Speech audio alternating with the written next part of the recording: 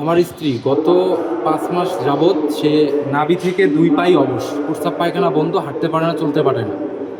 তা আমার 5 মাস থেকে আমার যা ছিল সব সামর্থ্য দিয়ে আমি চেষ্টা করেছিলাম, সুস্থ হয়নি। কিন্তু যখন আমি কুলাইতে পারতেছিলাম না তখন মিডিয়ার সামনে আসি।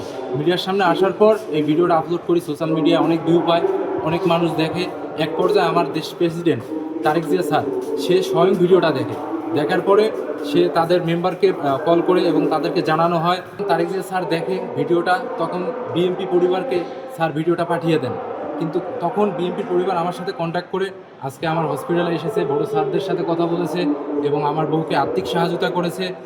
তা ইনশাআল্লাহ আমি তারেক স্যারকে অসংখ্য ধন্যবাদ জানাই যে তার মতন একটা মেয়েকে জীবন দেওয়ার জন্য, তাকে ট্রিটমেন্টের কিছুটা হলেও সহযোগিতা অথবা কিছু ফুল ট্রিটমেন্ট করার জন্য স্যারের কাছে অসংখ্য ধন্যবাদ।